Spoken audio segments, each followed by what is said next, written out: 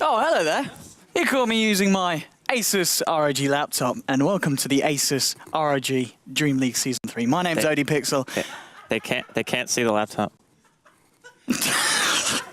they actually just... Now they can. There you go. Yeah, All there right. we go. We're good.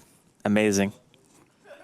Asus ROG laptop, as you can see, I wasn't just, I don't know what it looked like I was doing with my hands, but it wasn't Why what you did were you thinking. fake type when you can actually type? What'd You were just like slamming your hands. You actually know how to type. The only people who do that, they act when they can't type.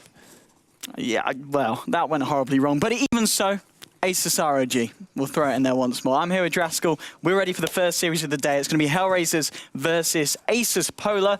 It is favored towards Asus.Polar, but as I was saying, I reckon Hellraisers have got a chance of taking a game here. What do you reckon, and what are we seeing on the screen, Draskell? So it looks like right now we see a Troll Warlord and a Lina, so I'm guessing it's going to be more of the same that we saw from yesterday. Anytime these heroes aren't banned, they're more or less picked up, and in typical CIS fashion, we're also going to see a Spirit Breaker. And I do like the Spirit Breaker versus Troll matchup, because again, we saw it the other day, it's a disable that goes through BKB. Yes. So you have a way of stopping the Troll from just being an utter nuisance, and unlike the Viper pick, it doesn't really choke your lanes too hard, you know? Like Viper's safe lane, this seems kind of mediocre to me, and you kind of only want to put it mid against some of these other heroes like Sniper, who Hellraisers themselves have actually opted to ban out. But Night Stalker's second pick coming out from Hellraisers pretty early on here. I mean, it's either going to be mid or off lane, I guess. Like, I'm not entirely sure what the preference is for Hellraisers to run this, but I am looking forward to seeing what they do with it. Okay, indeed. And the bans as well, very relevant for the team that they're up against. Asus.Polar, we've seen how good G is with the Sniper, and we've seen how good FNG is with the Treant. And we also know how good Illidan Stormrage is with the Slark. But the Lina's already been picked up, and that's probably going to be Illidan's hero. So, but at the same time, I believe we have seen Asus.Polar switch it around and put Lina in the mid lane. So there's always the possibility of them doing that. But we do know that Illidan is very, very strong on the Lina in that position. Yeah, I think we actually saw G play it once yesterday as well. Yeah. So, I mean, when they banned out Hellraisers, they banned the Slark phase too. They're like, you know what? You guys can easily just interchange these. You called it perfectly. And I think this is one of those situations where you kind of have to wonder, are we going to be seeing the Troll mid? Is the Troll going to be safe lane? Is a Night Stalker going to be mid? Or is a Night Stalker going to be in more of like an offlane capacity? Because, I mean, you can do a lot with the hero. Are you using it just to spam Void? Are you going to try to farm up the Aghanims and the Gem and try to just restrict the map control of the other team? Because, like, each individual playstyle has its own benefit, of course. So we'll have to see what the Hellraisers plan for it. I'm like, much more interested in what they're going to do than I am Asus.Polar right now, because Asus have gone for, like, the de facto, like, Lina Spirit Breaker that we've seen it a ton, right? So I just want to see how Hellraisers are going to round out their draft. Indeed, we're going to see Zeus banned out as well. A very, I wouldn't say player specific, but we do know that G, I've got to say, I've probably seen him play that the second most behind the Sniper. So I wonder now, because they are taking away two of G's strongest heroes, they will give him the Lina and Illidan pick something else. But the fact that his Slark's been taken away as well, I think Hellraisers bans, they've been really smart. They're really relevant to what Asus.Polar normally like to do. Obviously, Asus.Polar, I think banning the kind of the pushing and the sustaining heroes in the terms of the Dazzle and the Chen at least. Well, I think there's two things going on here, one for each team, right? So you look at Hellraisers, not only did you say they banned out Illidan's heroes, which is very true, they banned out a couple of Gs, but more importantly, let's assume the Night Stalker is going to be used in some kind of vision strat. Okay. Zeus is a great D-warder. Yeah. He's been banned. Slark can tell where every single ward is just by being in vision. He's also been banned. Yeah. Treant gives vision from his ultimate and restricts the map greatly. He's also been banned. Yeah. So maybe Hellraisers just have this game plan where they're going to go into it and say, we want the vision on the map all the time to make sure that we can always either spot the Spirit Breaker coming, or we can just apply that general pressure of not being able to see anything. I think people underestimate how hard it is to play against Night Stalker when it's nighttime or he pops his ulti and you get that 625 vision range even around your towers and wards. It's terrifying to try to go anywhere, right? So I think that Hellraisers are going to try to apply this kind of you can't see anything, so you can't do anything kind of play.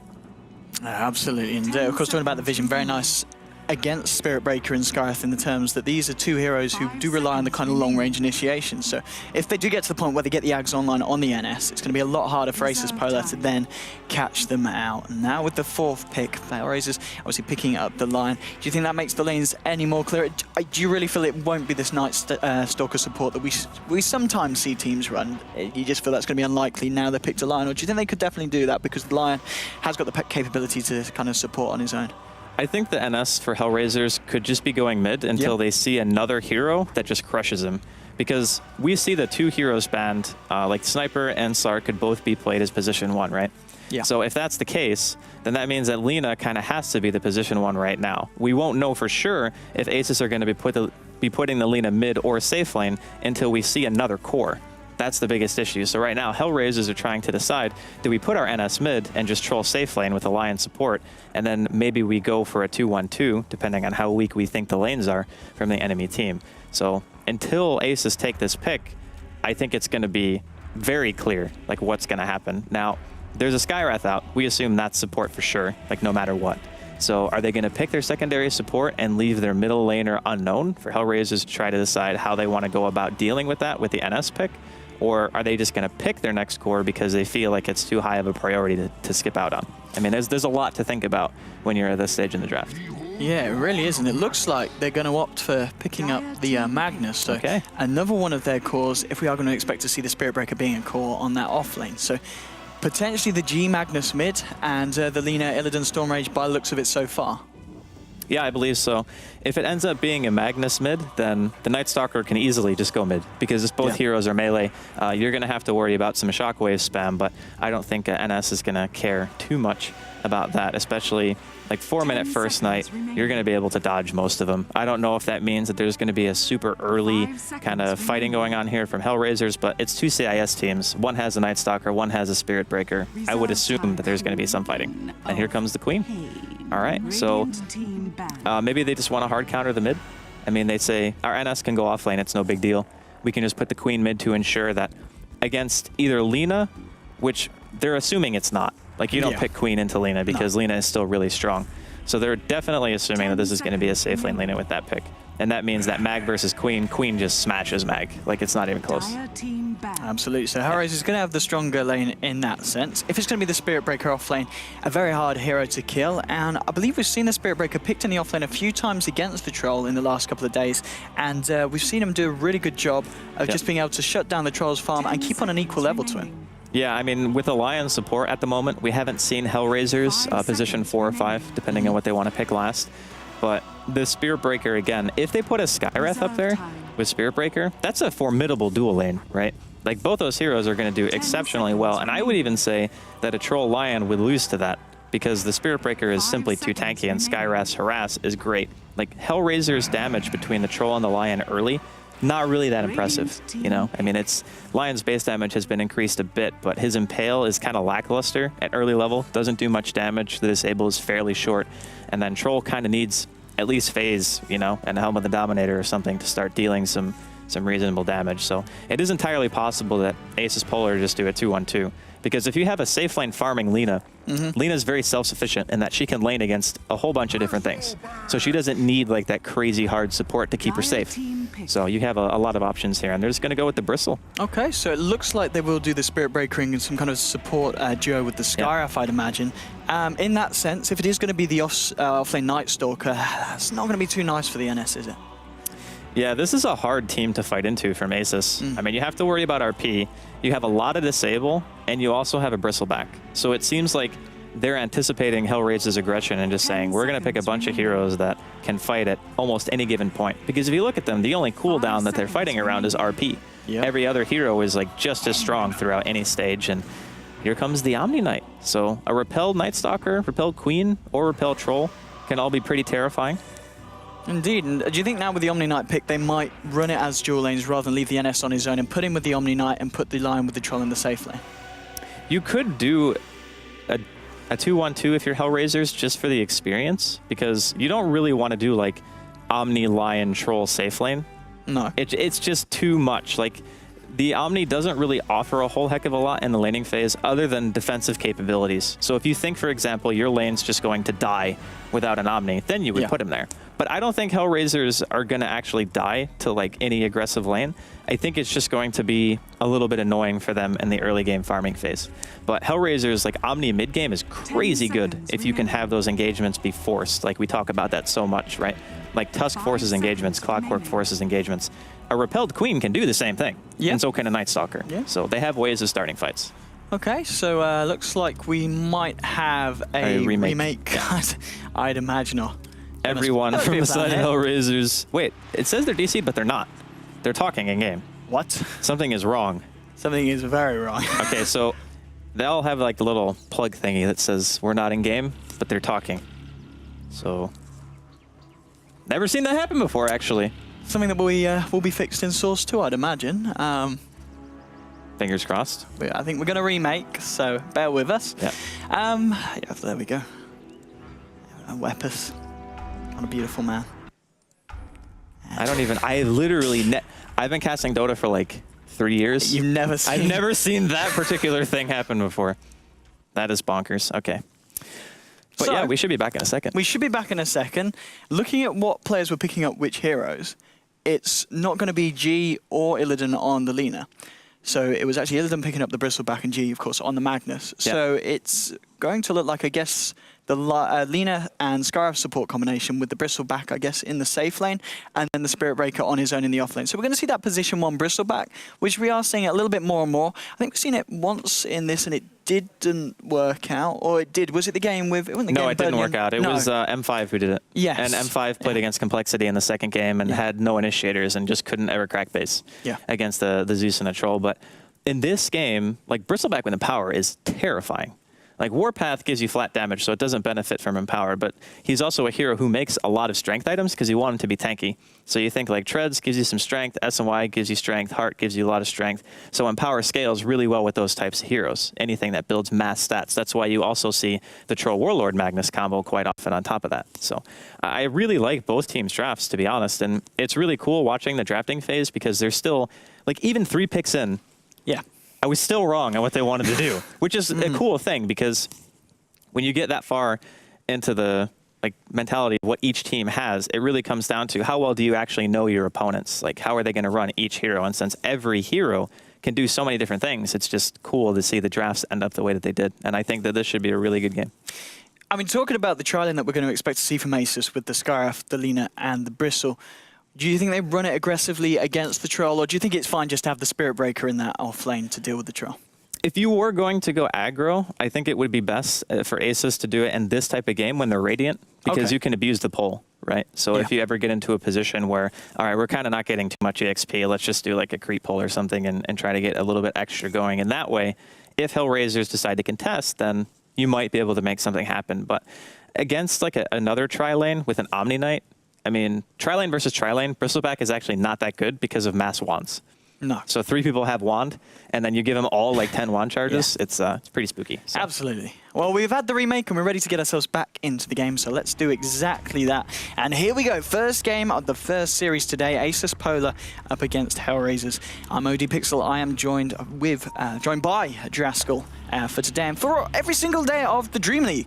And, well, looking at the teams, what have we got going on? On the side of the Radiant, it's going to be G on that mid lane Magnus. DK Phobos on what we expect to be this solo lane Spirit Breaker. It's going to be FNG on the Scarif. On the Lina will be a little Summer Soul. And finally, of course, on Bristleback, it's going to be Illidan Stormrage himself. And that's on the side of the Radiant. Draskell, do you want to give us a lowdown on what's going on the Dire? Yeah, we got this Night Stalker being played by Gorak, and right next to him, the polar opposite of evil is going to be Omni Knight played by Dread. Then we got this Queen of Pain. It's going to be taken up by Ninja. Can't wait to see him play it again. And Artes is going to be playing on the Troll Warlord. And of course, that leaves the Lion, going to be played by Goddamn. Indeed, at the moment, it does look to be kind of the lanes that we were assuming. Hellraisers with this 2-1-2. And Asus, Scarif Mage leading in. It's going to throw out the old bolt onto Goddamn, and that's going to be enough, I think, for Asus to at least secure the top rune. Bottom rune, it is the Bristleback standing on it, so Asus might be able to get both bounties here. Illidan, he's a little bit low. He's going to try to walk back in. He doesn't get it.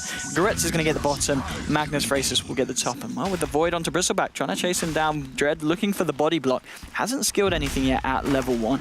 but it's going to be hard to get into range for the Purification to hit the Bristleback at this point. He's going to continue chasing him down. They're giving him a very good wallop as he gets Illidan fairly low. Has Illidan got any salves on him that he brought to lane, or is he going to be in a pretty bad situation? It doesn't matter because FNG coming in, trying to turn it around now onto Dread. Illidan popping the clarity, looking for some more quill sprays to go back in. Dread, he's so low now.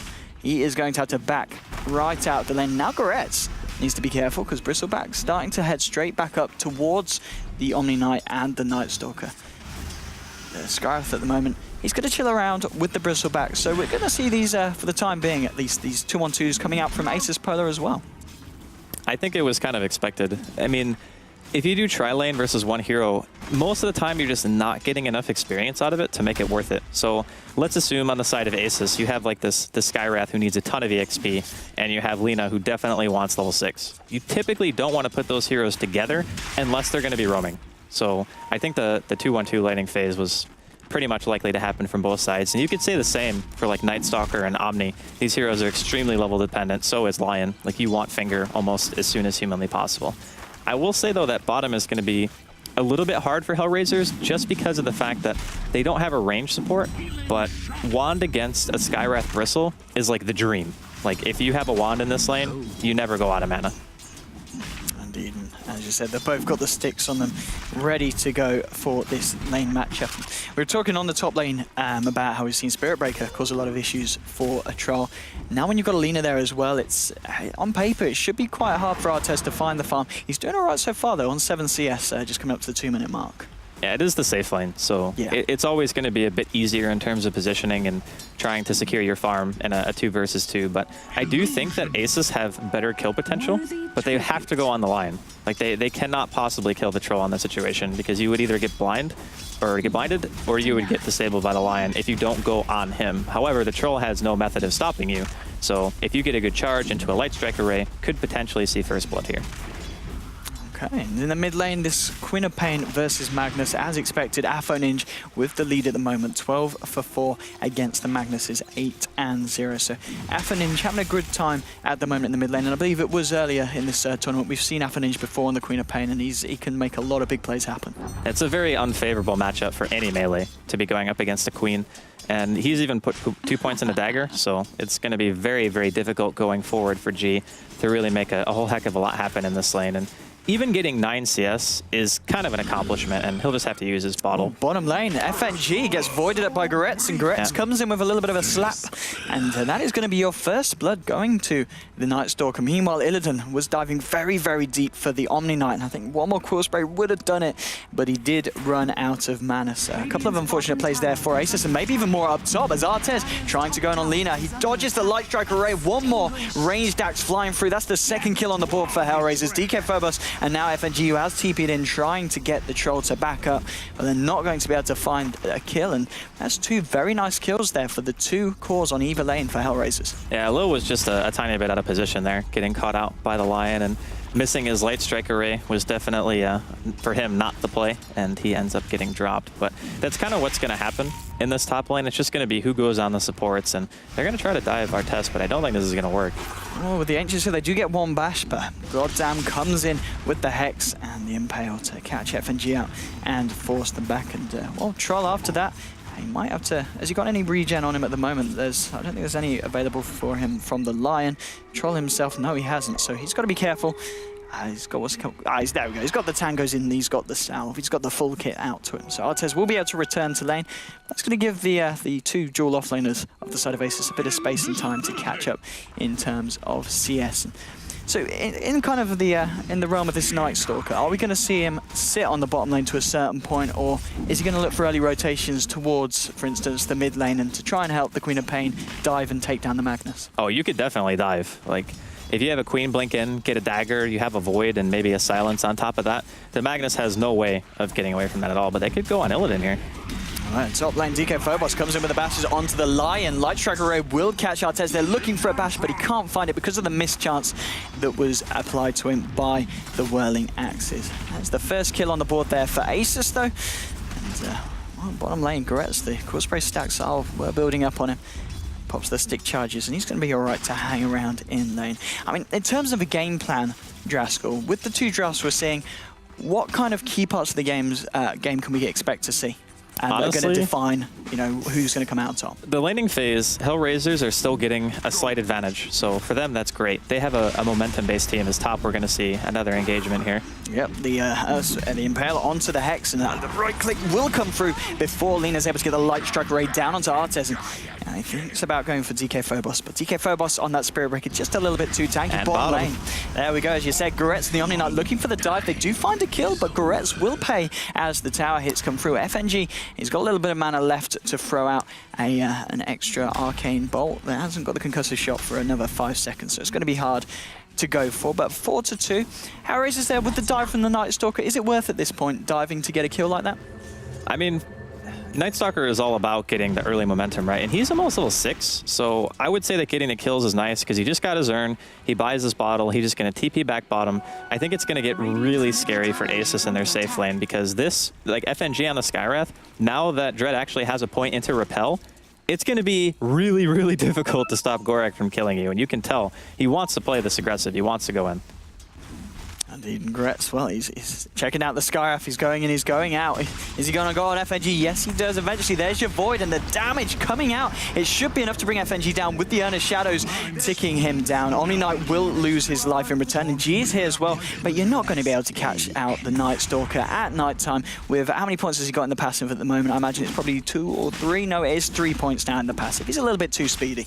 Yeah, he's opted out of the silence because he has a Repel. In that sense, I think it's kind of a cool idea. But after, I think he'll probably get it at level 8, or maybe even holds it until he maxes out his Stalker in the night. But that's the kind of aggression that Asus even knew was coming. They're like, okay, repelled Night Stalker with an urn. We have to be ready for anything. And G TP'd, albeit it was a tiny bit late. I think his movement around the map is also going to be kind of key here as they go on Appen and J mid. With the Ancient Seal and the RP skewer back, the magic damage is enough with the final punch from G there. And that's the kill that they really would have been looking for. Getting the Queen of Pain, who was already having a pretty damn good start in the mid lane. And both teams just want to fight. Like, it's just non-stop every single lane. Whenever there's an opening, like you see Gorak walk forward, or they use an RP just to kill the mid, and then the Skywrath is going to rotate back towards the bottom lane with a Spirit Breaker charge onto Gorak as well. Indeed, charging straight in Goretz. He's going to realize that it's coming in time and does back up, gets repelled. Maybe thinking about going back in, but there are 4 heroes here on the side of Asus.Polar, and also as well Magnus making his way down towards the bottom lane. It's coming up to the 8-minute point for that 8-minute rune, but there are 5 heroes around on the side of Asus.Polar, so Hellraisers, they need to be careful with movements like this. Goretz, he's maybe going in a little bit too deep when it's daytime. He pops the ultimate, gets nighttime back online, and he's being body blocked up here by Illidan Stormrage, which means he will get caught by the Light Strike Array and the Mystic Flare. The final bash there for the Spirit Breaker, taking the kill. Here comes Afo Ninja, turning it around. He's able to bring down the Bristle. DK Phobos hexed up. Dagger as well should tick him over. It is only the level 1 Dagger, I believe, which might not be enough. It is enough. Scarif Mage with the deny there onto the Spirit Breaker. So it's a 1-for-1 trade effectively, with the Bristle back. Golden XP being denied from Hellraisers. It's just fighting, man. This is like CIS Dota. It's just, we want to fight all the time. Doesn't matter what's happening. We're going to fight you. And honestly, I think as long as it's nighttime, Hellraisers should have a pretty significant advantage. It was just that they didn't have all the vision to notice that there were like 4 people from Asus.Polar down there. So when Gorak went in, he was going a little bit aggressive when the nighttime was fading. And he even anticipated that because he opted out of his 4th point into Void and put a point into his ulti instead to try to compensate. And unfortunately, Illidan, with some pretty sick body blocking, just managed to kill him. So I think it's going to be more of the same, just people running at each other for the foreseeable future.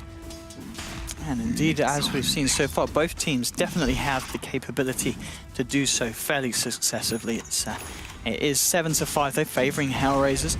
DK Phobos on the top lane looking for a bit of farm and XP. There is a TP in from the Skywrath, maybe looking to see if he can team up with the Spirit Breaker to find a kill. And they will both smoke up. There's the Lion, there's also the Troll in this lane. Troll's a little bit out of it, so Goddamn could be a fairly easy kill for them with the Ancient Seal and the charge coming in. Goddamn on the line in a lot of trouble. Nether Strike and Skywrath Mage actually taking the kill in that situation, but that is the Lion down. Bottom lane as well, Asus, they've seen how successful smokes can be, and they want to have a little bit more of that action down here. There's your RP onto 2. Dread and Gretz getting caught up by the Light Strike Array. The punches coming through from the Bristleback. Beautiful play there from Asus in both lanes. Yeah, I love the fact that as soon as she gets dagger, it's immediate smoke into RP, because whenever you get a gank like that, you kill 2 heroes like Night Stalker and Omni. Like, that combo for Hellraisers is supposed to be doing a lot of work.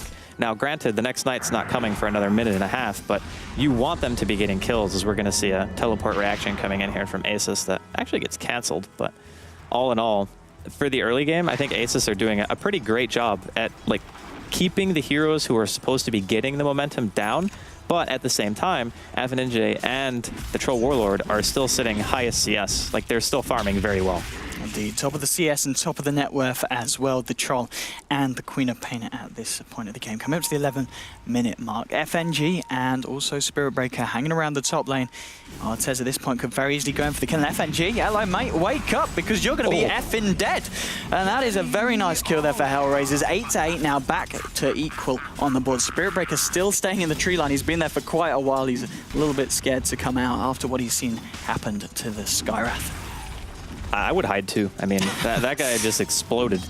There was not really a whole heck of a lot that he was going to be able to do to save him. And you can see even during daytime in this bottom lane, Gorek's like, God, I just want to run at people. It's like the Night Stalker syndrome. You play this hero and all you want to do is go. You got like 1100 health at level 7, not even 8. In this top lane, we're going to see a little bit of shenanigans here. I don't think he's going to be able to catch him though, because of that orb of venom that DK Phobos has. A little bit too speedy. Ninja, he's come down to the bottom lane. He's got the ultimate. Goretz turns it into nighttime. Lily's stuck in the tree line. He doesn't know who to light strike array. Will get out onto Goretz, but he's already dead. DK Phobos charging in onto the Queen of Pain. They want to find something in return, but he's going to be able to blink out. It won't destroy the Skywrath's missile, but it doesn't matter because G's already finished him off. Now, Omni Knight with the ultimate, trying to get the Night Stalker out of there. It looks like he may pay with his own life as 4 heroes on the side of Asus decide to gravitate around him, and they do find the Omni Knight as well. So they dive for the Lina, but they lose the Omni Knight and the Queen of Pain in return. The biggest surprise to me so far is the lack of vision that Hellraisers are fighting around. So, I mean, we're going to see a casual void coming out here from the Night Stalker, but if you look at the ward that he just ran past, it doesn't see the tower, it doesn't see TP reactions, and their only other ward is a lane ward top. So you basically never actually know what you're getting into when you try to tower dive like that. You can never see it, as we're going to see another RP scooter in middle lane. Indeed, Goddamn will get the Hex out. The body blocks are there. Ninja trying to turn it around. Goddamn, he is not going to get out as the final shockwave will pick him off. But nearly, very nearly, Hellraisers finding a kill on Skywrath and getting away with it. Bottom lane, Goretz, Sandred, they're beginning to dive now onto the Bristleback, right past the tower. Goretz does not care about the tower. And the Unearthed charges aren't actually going to be enough to tick Bristleback down. There's going to be a TP in from Lina.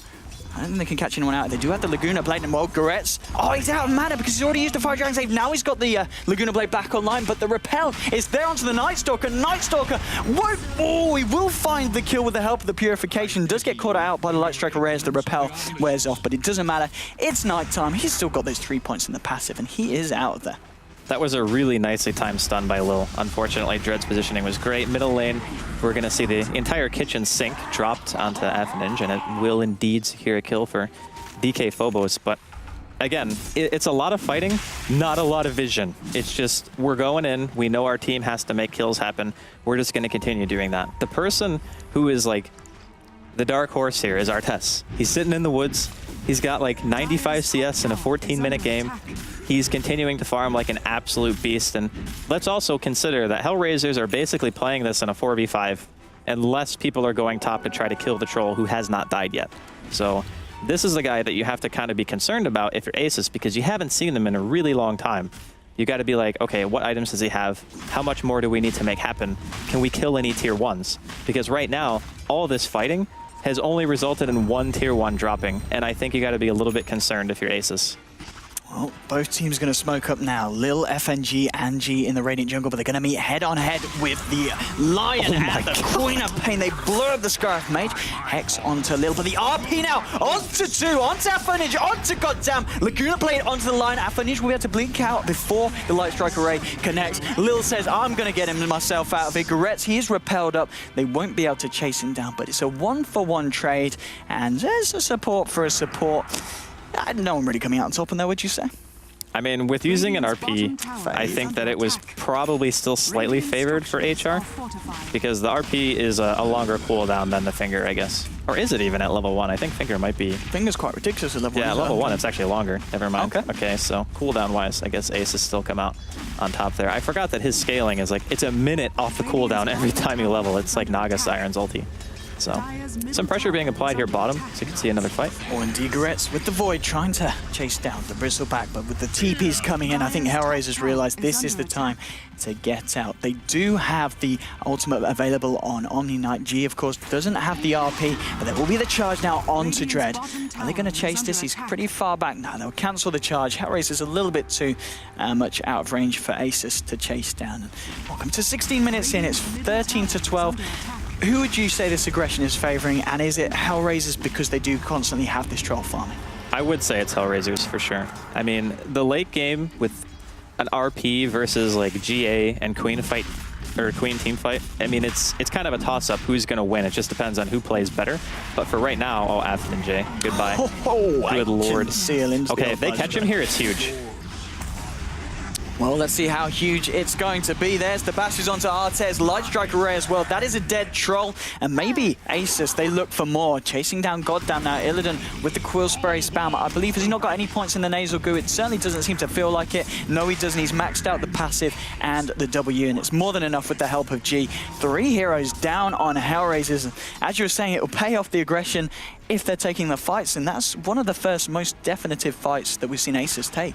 That was very, very good calling by Asus. They're like, we haven't seen this troll in some time. There's a good chance he'll be going for Roshan. He got it to half health, and then 3 of his teammates died.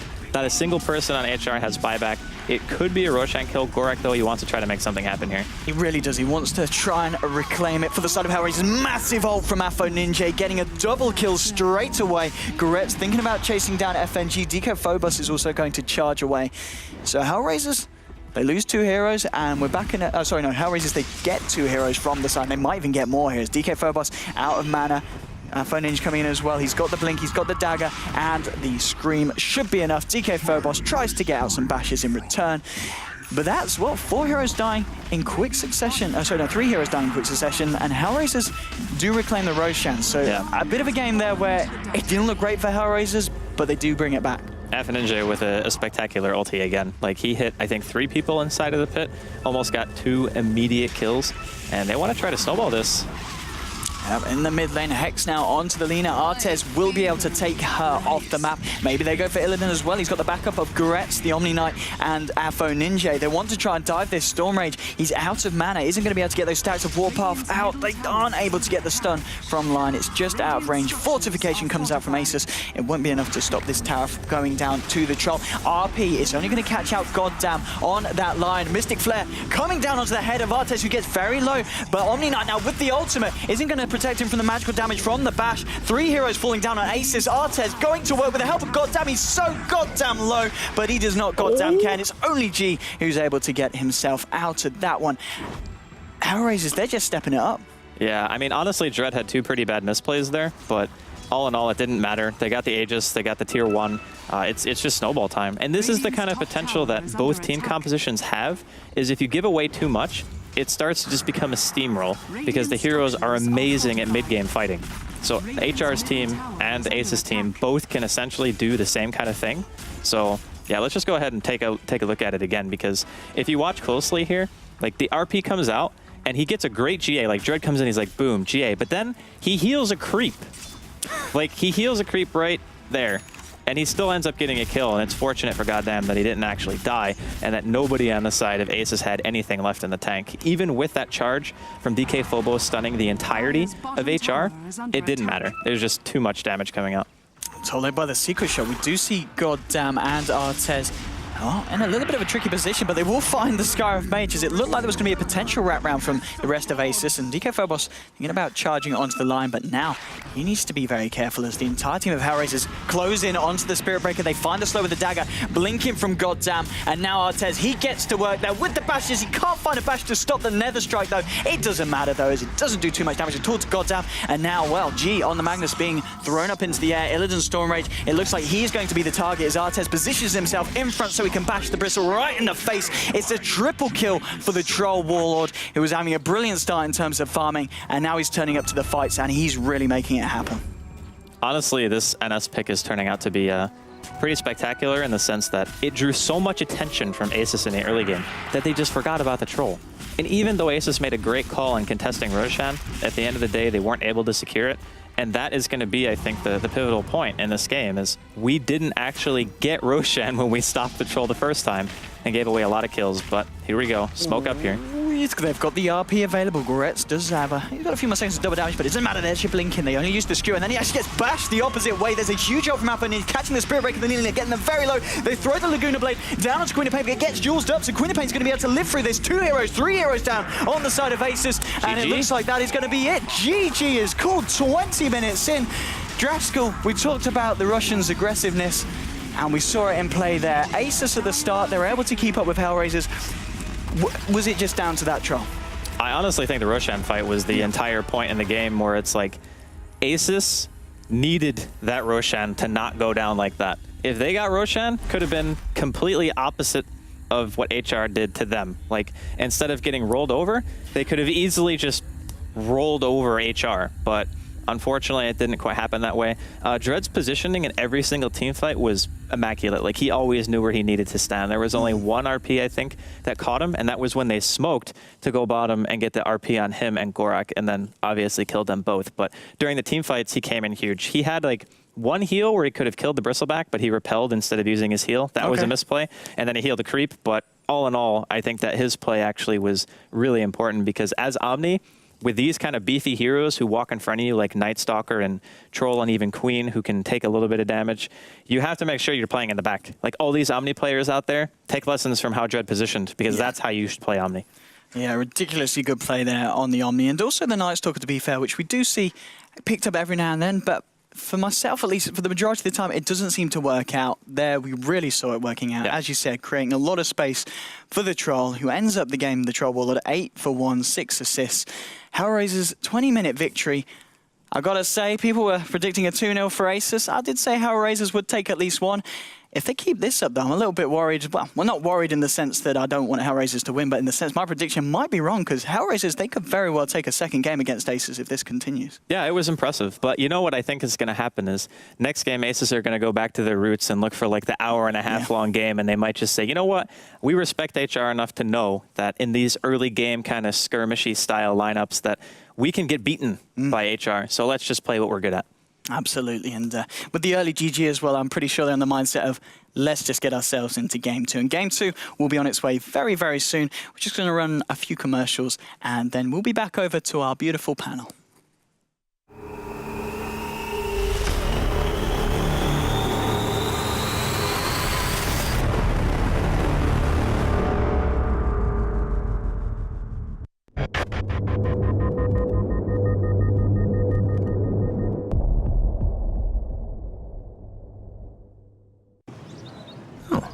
Hey, birds. When your device runs out of juice, what do? You sneak a peek at the screen next to you. That's what you do. I've seen you. My T100 has up to 11 hours of battery life to keep me productive. 11 hours, Pekka face.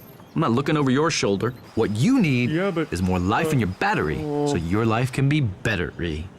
Like mine. Get everything done on the fly. It's a laptop. It's a tablet. The Asus Transformer Book T100.